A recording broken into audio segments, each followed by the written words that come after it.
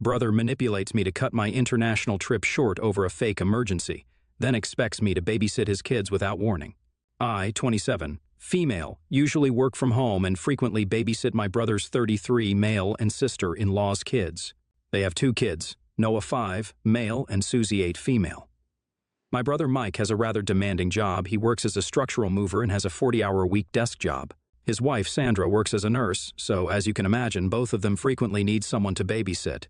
For some backstory, my brother and Sandra got pregnant when I was in college and used to live at my parents' house. They used to live with us, and I was forced to kind of turn into a live-in maid. My mom, who also had a job at that time, would tell me that since I was free after my classes, the least I could do for the family was look after my brother's kids. My dad didn't like it, but my mom never gave me a choice. I thought I had to look after the kids for only 5 hours until my parents were back home, but as days passed, my mom would continue to ask me to bathe the kids, feed them, or put them to sleep, even when she was back home. I didn't blame her because I understood that she was tired too, but I was practically spending 7 to 8 hours looking after the kids, not only for free, but it also took up all my time. These kids were young and were an absolute terror. They were extremely hyperactive throughout the day and would run around throwing toys everywhere. If they demanded something and I didn't listen to them, they would start smashing things around the house and I would have to clean up after them. My thing is, I'm not maternal, and I was also very, very young.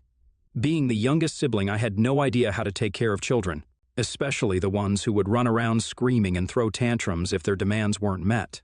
Obviously, I protested several times to my brother, but he would also tell me that I was always at home and I had nothing better to do anyway. This started to affect my studies, as I was too tired to complete my assignments after putting the kids to bed. One evening, I had a very important assignment to submit, but Noah and Susie wouldn't leave me alone. They would mess with my books or laptop if I took my attention away from them. I requested them several times to give me 1 hour alone, tops, and I even put on their favorite kids show to distract them. But Noah started throwing things at my face, like the remote or the pillows on the couch. This would make Susie giggle and, in turn, encourage Noah to continue with this behavior. I firmly told him no, put whatever he threw out of his reach, and tried to gently explain that we don't throw things. But Noah continued until he threw his drinking mug on my laptop. This spilled water all over the place, and my laptop was rendered useless. I couldn't believe the extent of the chaos that unfolded in a matter of seconds. Frustration and exhaustion reached their peak, and I found myself on the verge of tears. This wasn't just a mere inconvenience anymore. It was affecting my academic life and my personal belongings. Desperate to salvage my assignment and maintain my sanity, I took a deep breath, gathered them around, and tried to explain as composedly as possible how important my studies were and the consequences of their actions. Noah remained defiant, continuing to throw things at my face. I felt beyond frustrated and experienced a mix of anger and helplessness. I decided it was time to take matters into my own hands and told Noah that he was on a timeout. I switched off the TV and asked him to sit in a corner facing the wall. Noah's eyes widened and he started to cry, but I didn't listen to him and put him on the chair. Susie, seeing this, immediately quieted down. When my brother found out about this, he absolutely lost his mind over me putting his son in timeout for misbehaving. He started yelling at me that I am not their parent, so I don't have the right to punish his kids. I sternly explained the situation to him, emphasizing the toll it was taking on my academic responsibilities and the irreparable damage done to my laptop. I told him how I needed to get my laptop repaired now because of his kids, so he needed to pay for the damages. My brother started to yell at me that I was being extremely selfish, and kids were going to be kids, so I should not blame them or him, and that I should have known better than to use my laptop in front of them. I told him that I was being forced to look after his kids, which was affecting my studies, so I had no choice but to complete my assignments while babysitting them, as no one else was willing to help me out. My brother yelled at me that we were family and that this wasn't a big deal as they were my niece and nephew. He continued to berate me, saying that if I punished his kids, then they wouldn't like me. I told him that was fine with me, as I didn't need them to like me anyway. I needed them to respect me if they were ever to be in my care. This made him angry, and he said how I was living at my parents' house for free and, other than college, I had no life anyway, so I shouldn't complain about looking after his kids. He also firmly told me that I wasn't allowed to punish them, so I retorted that I was done with him and his kids. My brother was shocked hearing my response and tried to backtrack, but I told him that if he wanted me to look after his kids from the next day, he would have to either start paying me or look for an alternate arrangement. I continued to tell him that my services would no longer be available to him, and that he was free to find someone else since he clearly wanted some pushover doormat for his kids to walk all over. And that wasn't going to be me. Later that night, my brother must have told the rest of the family, and my mom decided to barge into my room, demanding that I apologize to my brother and his kids. She insisted that, as a sister, I should be supportive and help my brother without expecting anything in return. However, I wasn't about to back down. I calmly explained that while I loved my brother and his family, my time and efforts were valuable, and I deserved fair compensation for the unexpected babysitting responsibilities. As the tension escalated, my dad intervened, rushing to my defense. He reminded my mom that I had a right to be compensated for my time and effort. He pointed out that babysitting wasn't a small favor but a significant commitment that warranted acknowledgement. The argument between my parents continued to escalate, with raised voices echoing through the house. My sister-in-law finally stepped in. She acknowledged the validity of my point and offered to start paying me the next day. She wanted to settle on $50, but I refused, saying that this was too cheap for me to look after their kids for 8 to 9 hours every day. My insistence surprised them, and they questioned the amount I was asking for. Undeterred, I demanded $80 per day, a figure that reflected the time, effort, and stress involved in taking care of the kids. My brother yelled at me that I was being greedy, but I replied that he could try finding someone else then. They begrudgingly agreed.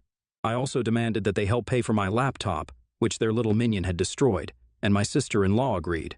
Although my mom continued to express her disapproval, a compromise was reached, and the following day marked the beginning of a new arrangement. I was compensated for my babysitting duties. This arrangement continued until I moved out of my parents' house. At first, my brother would continue to insist that I should keep looking after the kids, but he quickly realized that it was impossible for me, as I stayed at the office for long hours and wasn't back at home until p.m. He had no choice but to find another solution. I was never again troubled for looking after his kids, except on rare occasions, which I was okay with, because, at the end of the day, I did love my nephew and niece. Last year, I started working from home permanently as I got a very nice job and had the option to switch to remote work. I absolutely love my job as it pays me well, and I can afford to live in an affluent neighborhood. When my brother found out about this, he started to go back to his old ways and would find an excuse every day to leave the kids with me. It's important to note that at this point I wasn't asking him for any money, nor did he ever offer me any, as I thought this was only going to happen for a short time. Surprisingly, my brother wasn't thrilled about this and would go to great lengths to avoid confronting me. He resorted to leaving his kids on my doorstep in the morning and would only call me after he had safely retreated into his car, leaving me with no option but to bring the kids inside. In my attempts to reason with someone in the family, I spoke with my sister-in-law multiple times about the situation. However, she insisted that I should be more understanding and help him out since he had been recently promoted in his job and was hence spread thin. I didn't mind looking after my brother's kids once or twice a week, but taking care of them regularly was affecting my job. I realized he wasn't going to change until I taught him a lesson. The next time he left his kids on my doorstep and called to inform me, I lied and claimed that I wasn't at home. I threatened that I would call the police and CPS on him for abandoning his kids on my doorstep. He started yelling at me that I should just come back home, wherever I was. But I told him that if he didn't turn his car back and pick up his kids, he would be answering to the police the next time. This made my brother speed back and take his kids. Later, my mom and sister-in-law called to tell me that my brother had to miss work as he couldn't find an alternate option, and as a result, his boss shouted at him for missing work. My mom blamed me and told me that I was working from home, so if my brother wanted me to help him out, then it was my family duty to do so. I retorted back to her that if she wanted to play this game, then she should look after his kids, because she was retired now and stayed at home the whole day. This seemed to shut my mom up. My sister-in-law told me that she was ready to stop paying me, like old times, but I told her that this time she would have to pay $1,100 instead. We bickered, but ultimately she agreed. Since then, I have continued to look after his kids only after my brother pays me up front. It has been several months now, and the children love spending time with me. A few days ago, my brother asked me if I could babysit his kids for the upcoming holidays, as he and his wife were planning on going on a trip with their friends. Usually I would agree, but I already had plans to go to Mexico with my boyfriend and my friends, so I told him that I couldn't do it and he should ask our parents. Hearing this, my brother got upset and told me that I was young, hence, I could look after the kids by myself, but our parents are old now and won't be able to keep up with his hyperactive kids. This is essentially true, as my mom has arthritis and my dad has a back problem. I told him that he should then try contacting his friends for help. He got upset and started telling me how he and his wife really needed a break, and that I could always take a break later. I told him that this was my first international trip, and I was not going to postpone it for his kids. I told him that I wasn't going to cancel my plans, as I needed a break from work, and he blew up and started yelling about how I should not even be tired because I just sit at home all day and don't have any kids of my own. At this point, I just hung up on him after telling him no once again. So last weekend, I embarked on my trip to Mexico with my boyfriend and my friends. We were having an amazing time, and I was letting loose after working hard the entire year. This vacation was well-deserved. On my third day, I woke up to 8 missed calls from my brother. Getting worried and concerned for him, I called him back immediately. He picked up the call and sounded panicked, claiming that Susie wasn't doing well and was having trouble breathing. He continued to tell me that she was admitted to the hospital and that it was a family emergency. You see, Susie does suffer from asthma, so I panicked hearing him, and my brain stopped functioning. My boyfriend sat up, seeing my reaction. My brother told me that I needed to come back home and be there for Susie. Feeling all stressed and anxious, I tried to get more info about what was going on with Susie, but my brother was dodgy and didn't give me clear details. With my mind all over the place, torn between family and my plans, I hung up. My boyfriend and friends were supportive, suggesting we should all go back home, but I didn't want to ruin their trip. Worried, I rearranged my plans, booked the earliest flight back, and rushed home expecting the worst. Throughout the flight home, I tried calling my parents, but they didn't pick up my calls. It was still early morning for them, so I figured they might be sleeping. I asked my brother to come pick me up from the airport, and he immediately agreed. Upon my return, I found my brother waiting at the airport, looking sheepish and nervous. I asked him to drive me straight to the hospital so I could see Susie for myself and be there for her. He hesitated before finally admitting that there was no emergency. Instead, he dropped the bombshell that he and his wife were going on their trip with their friends, as he had told me before, and he needed me to babysit their kids. I demanded an explanation, my voice edged with frustration and disappointment. He stammered, trying to justify his actions by saying he thought I wouldn't come back if he told me the real reason. His feeble excuse only fueled my anger. I felt betrayed and used. My concern for Susie turned into resentment for my brother's manipulative tactics. At that moment, I made up my mind. I wasn't going to let this slide. I decided it was time to teach my brother a lesson he would never forget. No more playing games, no more falling for his tricks. I needed him to understand the gravity of his actions, the emotional toll it took on me, and the strain it put on my life. As we drove to his house, a fire burned within me. When we got there, my sister-in-law was outside with luggage, looking all sheepish. I instantly knew she was part of the plan to trick me into coming back home. She hugged me, apologized, and said there was some money for me on the nightstand. Before I could say much, my brother and his wife took off in a hurry to pick up their friends for their trip. Standing there, trying to cool off, I couldn't believe the nerve they had. I was so angry at their attempts to manipulate me and downplay the whole thing. Little did my brother know, he was setting himself up for the shock of a lifetime. I was going to take my ultimate revenge and make sure that they would never dare leave me with their children for the rest of their lives. As I stepped inside, I tossed responsibility out the window.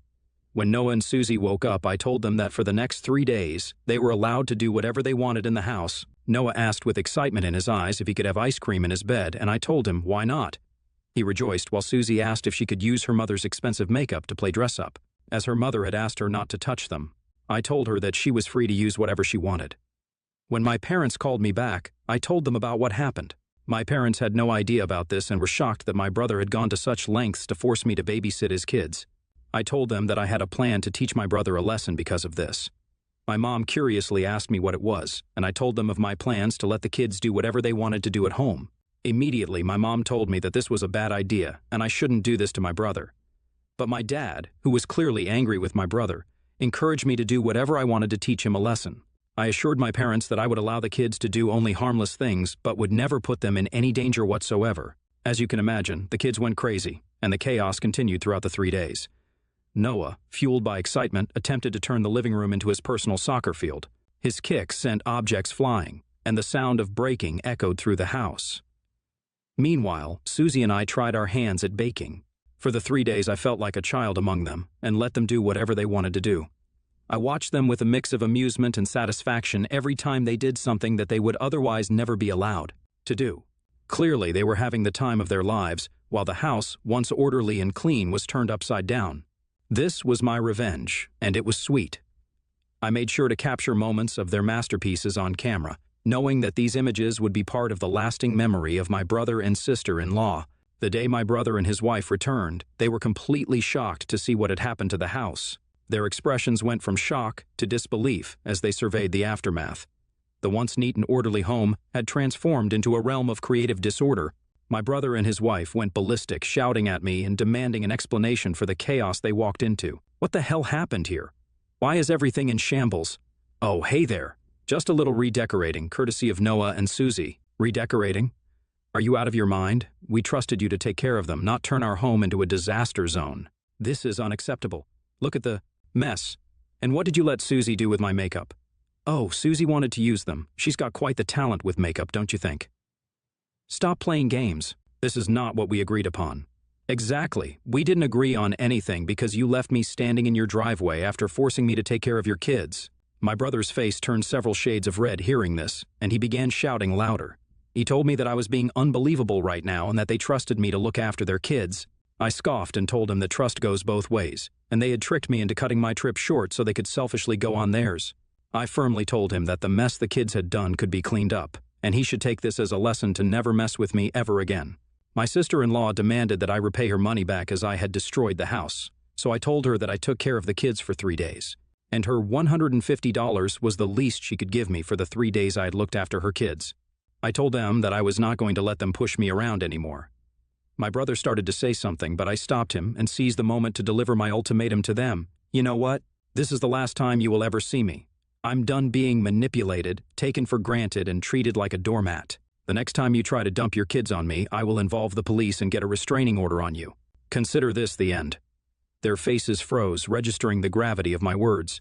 I turned around, gathered my bags, and walked out, leaving behind a house in disarray and a family stunned by the unexpected turn of events. Since then, my brother has been calling me, complaining about how he and his wife are now stuck cleaning the house and how the least I could do was apologize to her for being a brat.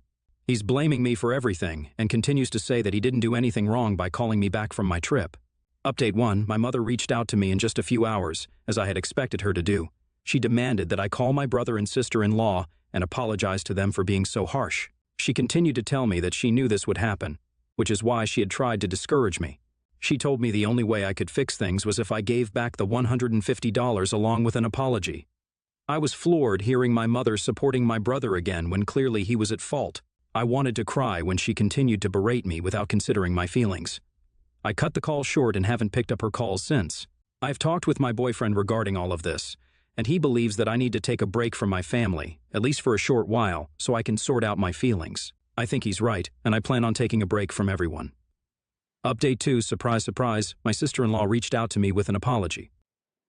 A few days after the chaotic incident, my sister-in-law reached out to me with an apology in a subdued tone. She admitted her mistakes and expressed genuine remorse. She acknowledged that she shouldn't have let her excitement for the trip cloud her judgment, allowing my brother to manipulate and lie to me. She realized the unfairness of taking me for granted and letting her desires blind her to the consequences. Understanding the gravity of the situation, she offered a sincere apology, recognizing the impact of their actions. She then started to plead with me not to punish the kids for their mistakes, emphasizing that they loved spending time with me and hoped I would reconsider my stance on babysitting them in the future. However, I remained firm in my decision. I assured her that I wouldn't be babysitting the kids again, reiterating my unwavering stance on the matter.